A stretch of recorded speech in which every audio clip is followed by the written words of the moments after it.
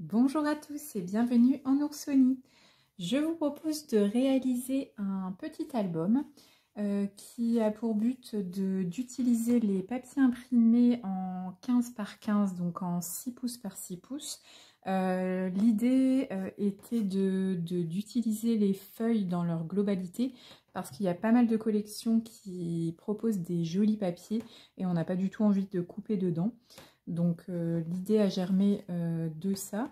On peut également l'utiliser en petit livret quand c'est des anniversaires où il y a beaucoup d'invités. On aime bien aussi faire un petit cadeau souvenir. Donc ça peut tout à fait servir à ça. Donc pour le réaliser, on aura besoin de 7 feuilles 15-15. Si vous n'avez pas de papier 15-15, vous pouvez utiliser des 30-30 que vous coupez en 4. Donc dans celui-ci, j'ai utilisé que 6 feuilles puisque j'ai également utilisé un gaufrage. Donc ça se présente comme ceci avec une pochette qui contient un grand tag, une plus petite pochette qui contient également un tag plutôt format marque-page,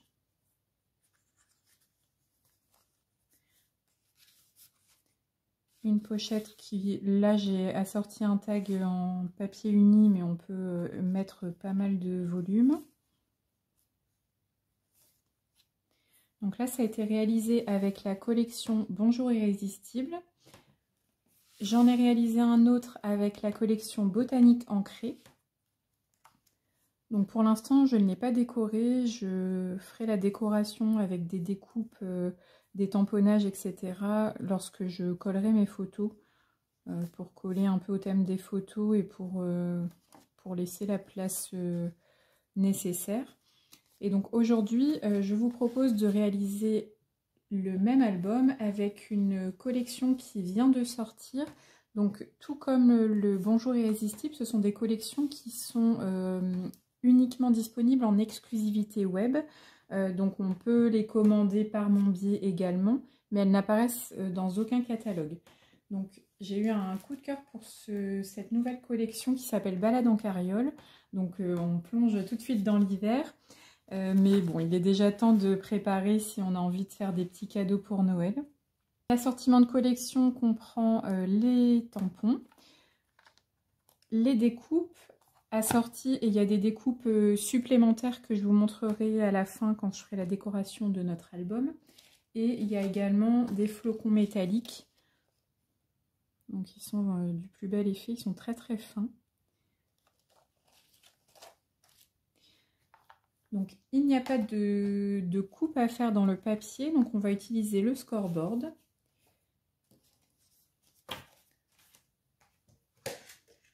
Donc je vous propose de préparer toutes les pages dans un premier temps et ensuite on va les coller au fur et à mesure.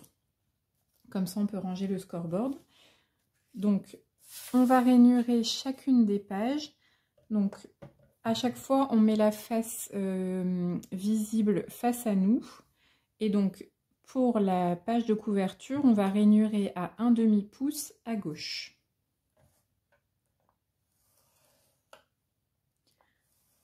Donc, au fur et à mesure, rangez bien les papiers dans l'ordre pour ne pas vous emmêler.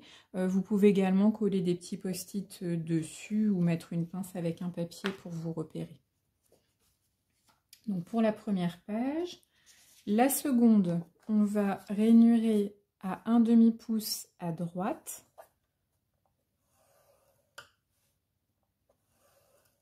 Donc autrement dit, je m'aligne à 5,5 puisque ça fait 6 pouces. La troisième page, on va faire exactement la même chose.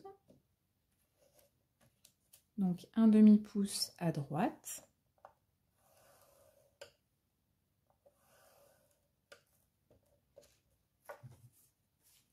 La quatrième page, c'est la petite pochette qui va venir accueillir le marque-page. Donc là, on va rainurer au milieu, donc à 3 pouces.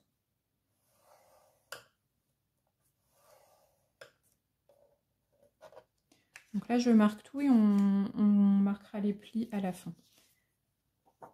La cinquième page, 1/2 pouce à gauche. Donc l'avantage de cette création, c'est également de pouvoir profiter du recto et du verso, parce que parfois c'est un peu un déchirement de devoir choisir l'un ou l'autre des côtés. La 6e page, donc on va raignurer à 2 pouces à gauche. Donc c'est la 6e page, mais on la collera en dernier. Et enfin, la dernière page, donc on va rainurer à 1/2 pouce à gauche, donc sachant que mon 4e de couverture, ce sera ce côté-là. Donc adaptez bien en fonction du rendu que vous souhaitez obtenir.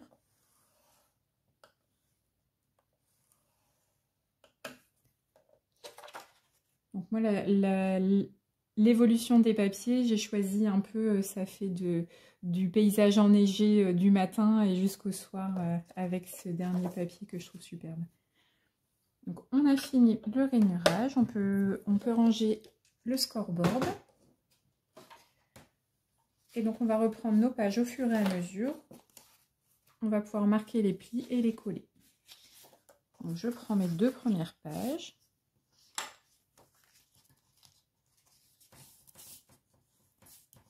Donc toujours pareil, je marque le pli au doigt puis au plioir.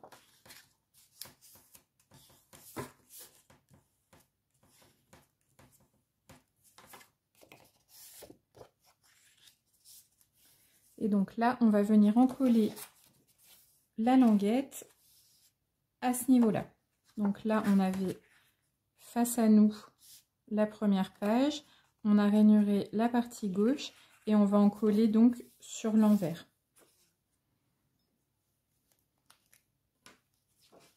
Alors pour les personnes qui sont à l'aise avec du double face, on peut tout à fait utiliser du scotch double face. L'inconvénient, c'est qu'on ne peut pas ajuster, une fois que c'est collé, c'est collé. Donc je prends ma seconde page qui est rainurée sur la droite et donc je viens coller la partie non rainurée sur ma languette. Je fais toujours bien attention à aligner.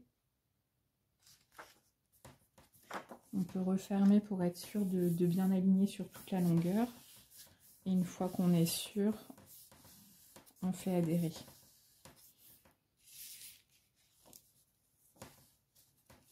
Donc les premières pages sont collées. Donc on prend notre 3e page, on marque le pli également. Donc là, pour ajouter une petite fantaisie et pour voir l'étiquette finale en transparence, j'ai percé avec les poinçons étiquette rayonnante. Donc c'est un set que j'utilise énormément, qui offre pas mal de possibilités. Donc là, c'est le grand poinçon là qui perce. Alors là, ça fait des flocons qui tombent, mais on peut tout à fait le mettre à la verticale, ça donne un autre rendu. Et donc j'ai utilisé également les petits flocons, vous verrez sur la page suivante. Donc ça permet d'ajurer de façon très délicate. Cette étiquette là sera utilisée sur la décoration de couverture également. Donc c'est un set assez délicat et à la fois assez basique. Donc notre page 3, donc on laisse le rainurage à notre droite et on va venir coller sur la languette pour former notre pochette.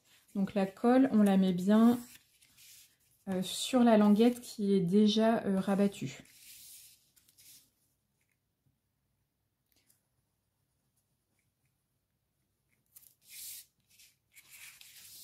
Donc on en colle et on s'aligne bien.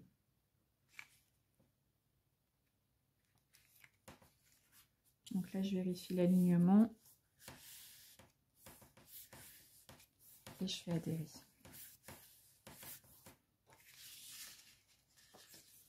Donc pour l'instant, on obtient ceci. Donc ça crée un début d'accordéon. On vient rabattre la languette de la page 3. Et donc c'est sur cette languette qu'on va venir coller à cheval la pochette. Donc là on voit les flocons dont je vous parlais précédemment. En plus comme là le papier à l'intérieur est plutôt foncé, on les voit d'autant mieux. Et donc on verra à travers le tac qu'on pourra glisser à l'intérieur. Donc pour coller cette pochette là, on va le faire en 2 temps pour être plus précis. Parce que coller les 2 côtés d'un coup, c'est un petit peu périlleux et ça risque de ne pas être placé correctement.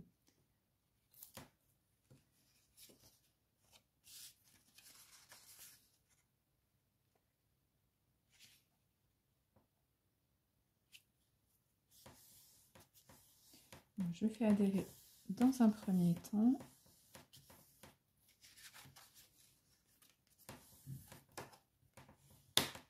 Donc on obtient une suite à notre accordéon. Et là on va venir fermer cette pochette de telle sorte qu'on ne verra plus du tout la languette de collage de la page 3. Donc on peut également rajouter un point de colle. Donc on va coller en L pour fermer le fond de notre pochette.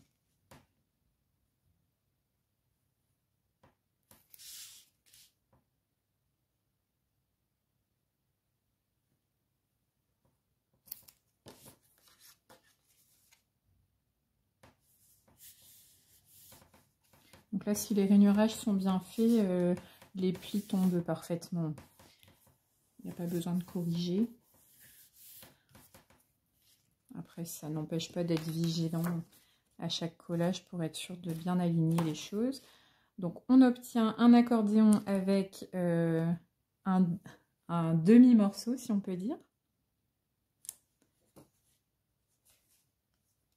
Donc, on poursuit avec la page 5. Le rainurage était à gauche. Un papier très lumineux également, celui-ci. Et donc, on va encoller notre patte sur le devant.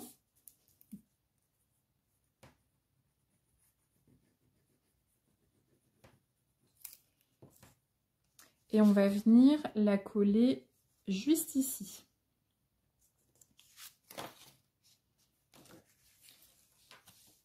Donc sur l'envers de la page 3.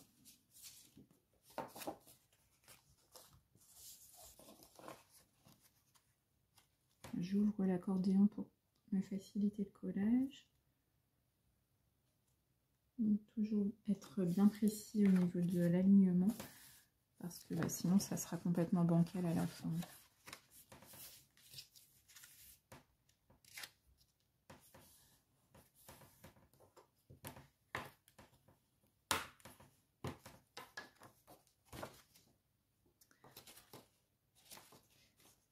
Donc, on continue l'accordéon et la page 4 vient s'insérer entre deux.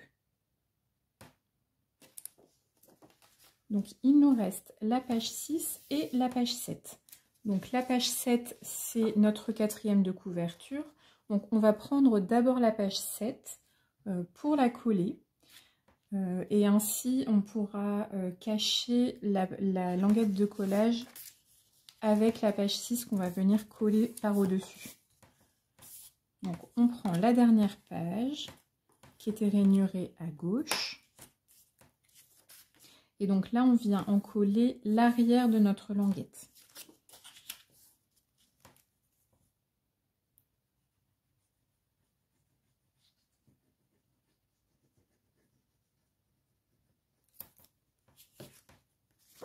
Et donc là, on va venir le coller à la suite sur la page 6. Donc dans un premier temps, on voit la reliure de ce fait. Donc là, on aligne bien également. Donc notre page 7 est collée. Donc là, on voit la reliure.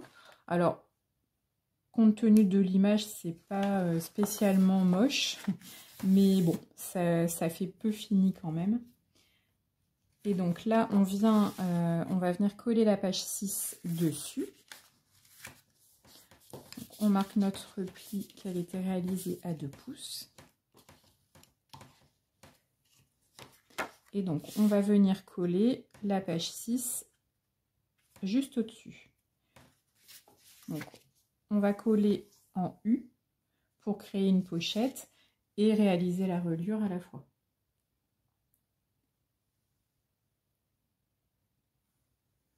Et ça crée de l'autre côté une page qui est mobile. J'avais pas envie de cacher cette jolie image. C'est intéressant de replier la dernière page dessus, comme ça tient compte de l'épaisseur et ça évite de créer des contraintes au niveau de la reliure. Donc la pochette, elle peut aussi tout à fait être collée avec de double face. Après, ça dépend des habitudes de chacun et puis ça dépend avec quel matériel on est le plus à l'aise.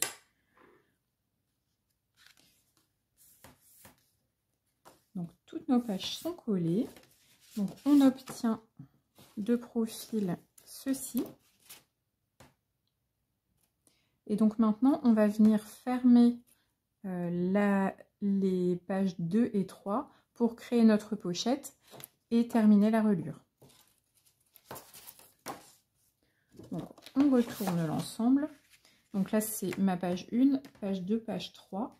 Donc on va venir coller en L sur la page 2 et ça va finir donc notre reliure.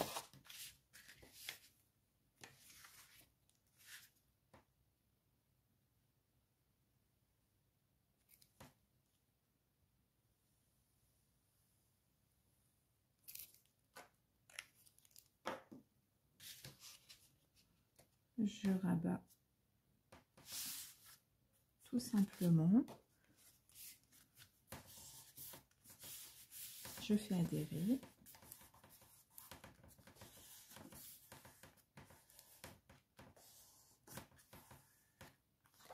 Et notre reliure est terminée. Donc on obtient ceci. Donc là on a notre pochette, la deuxième pochette et la troisième.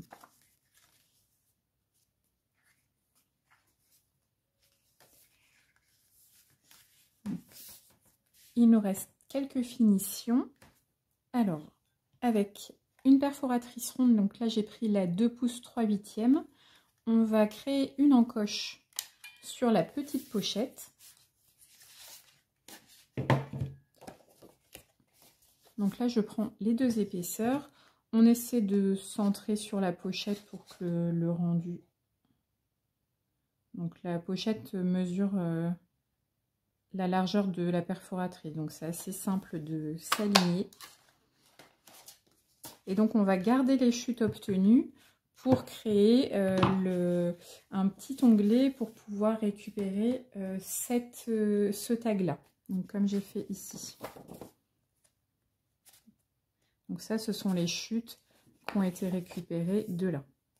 Donc pour préparer nos tags, j'ai pris le coupe-papier. Donc pour la petite pochette, donc on va couper un tag de 6 pouces par 2 pouces. Donc là, j'ai pris une chute de bleu nuit. Alors, 6 pouces par 2 pouces. Alors, une petite astuce avec le coupe-papier. Quand on le laisse fermer, il y a une petite butée qui se crée. Et donc, si on se met sur la butée, ça coupe à 6 pouces. Donc, comme je vous le disais tout à l'heure, si vous avez des papiers en 12 par 12, donc 30,5 par 30,5, si vous voulez les couper par 4, c'est vraiment rapide en utilisant cette astuce-là. Et c'est très précis en plus. Et donc j'utilise du brune dune pour le grand tag. Donc on va le couper à 5 pouces par 5,5.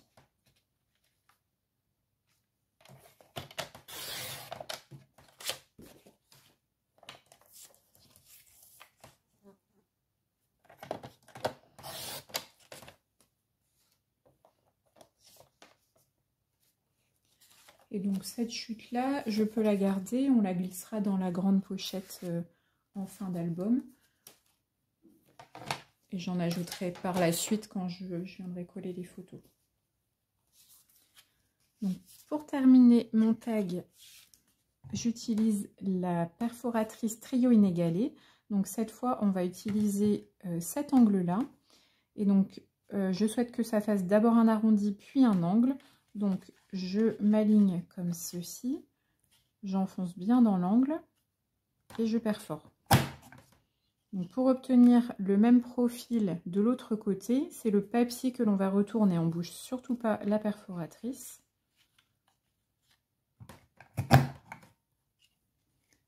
Et on obtient quelque chose de symétrique. Donc, de la même façon, je garde mes angles pour pouvoir décorer. Et donc, je retourne ma perforatrice et on va venir perforer pour y glisser un ruban. Alors, suite à un arrêt de la caméra, je reprends la vidéo avec certaines parties qui ne seront pas filmées, mais ce n'est pas les parties les plus techniques. Il nous restait à terminer le grand tag pour la première pochette. Donc j'ai simplement collé les morceaux qu'on avait gardés tout à l'heure en haut du tag et j'ai coupé les angles avec la perforatrice trio inégalé, donc avec cette partie-là. Donc j'ai commencé la décoration hors caméra. Donc on va la finir ensemble et je vous montre le résultat. Donc j'ai déjà collé quelques découpes, donc que j'ai découpé dans du brune dune. J'ai collé une première partie de neige, un petit lapin. Et donc les prochaines parties, je les ai gardées puisque je vais les mettre en 3D. Donc cette partie-là avec les Stampin' Dimensional.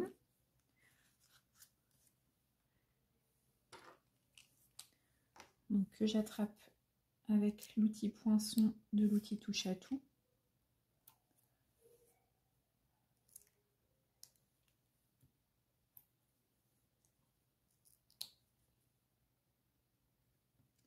Donc c'est pour vous montrer qu'on peut créer différentes hauteurs en fonction de l'adhésif qu'on utilise. Donc les premiers éléments, je les ai collés avec de la colle classique. Donc c'est à plat. Les Stampin' Dimensional apportent un effet 3D. Donc ça permet de créer vraiment du volume. Donc ça, c'est toujours les découpes qui viennent du lot Balade en carriole. Et ensuite, j'ai découpé une étiquette avec les poinçons étiquettes rayonnantes. Et là, je vais les coller avec les bandes adhésives en mousse, donc qui sont très fines mais assez hautes. Elles sont idéales notamment pour créer des checkers ou si on veut justement créer un effet 3D mais avec une hauteur différente des dimensional. Et je les trouve très pratiques pour les étiquettes parce que c'est très étroit. Donc ça permet vraiment d'adapter le projet à ce qu'on souhaite obtenir.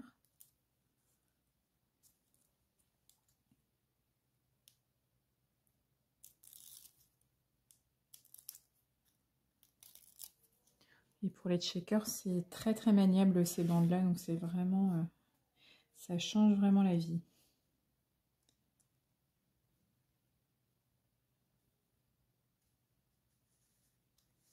Donc, je ne sais pas si l'effet de volume va ressortir vraiment en vidéo, mais c'est vrai que ça crée plusieurs paliers qui rendent un peu plus vivant la scène. Donc là, on voit peut-être un petit peu mieux. Donc sur le côté, j'ai collé un petit galon bleu nuit.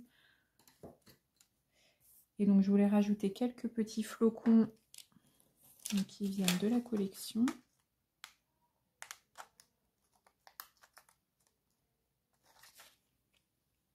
Donc j'ai choisi la couleur cuivrée. Je vais prendre la spatule, ce sera beaucoup plus facile. Donc il y a 3 tailles au niveau des embellissements.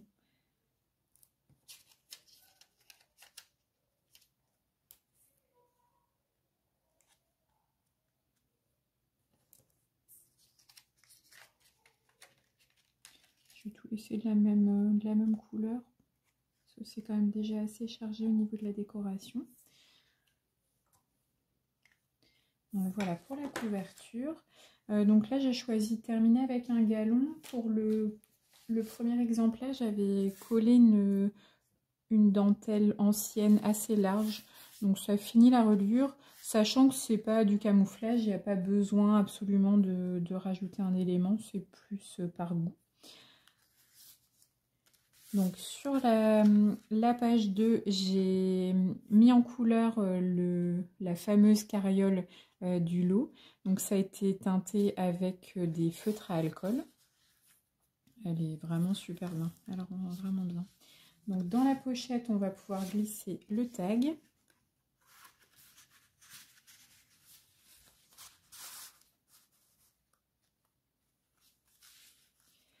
Donc là, j'ai collé recto comme verso les angles que j'ai récupérés du tag et du tag suivant. Le marque-page qu'on a créé ensemble. Alors, je vais vous montrer la petite astuce pour teinter le ruban.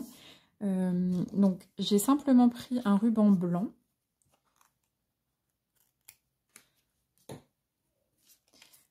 Et donc, avec l'aide d'un doigt éponge et du pad d'encre brune dune, j'ai simplement teinté le ruban. Donc, on peut créer des contrastes. On peut faire des dégradés. On pourrait également teinter avec plusieurs couleurs si on veut.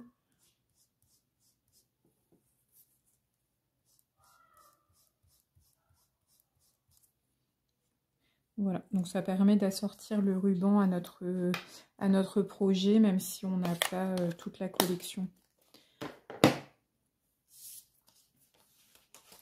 Et comme ça, le rappel de couleur, il est subtil, mais ça finit tout.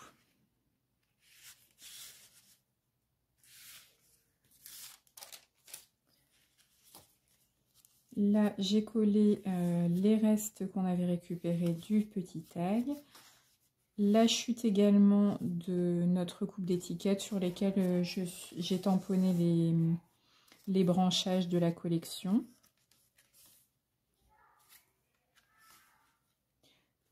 Voilà le projet terminé. Donc j'espère qu'il vous aura plu, que ça va vous donner des idées, l'envie d'utiliser les papiers que vous avez à la maison. Je vous souhaite une très belle journée. Je vous dis à très bientôt pour une prochaine vidéo.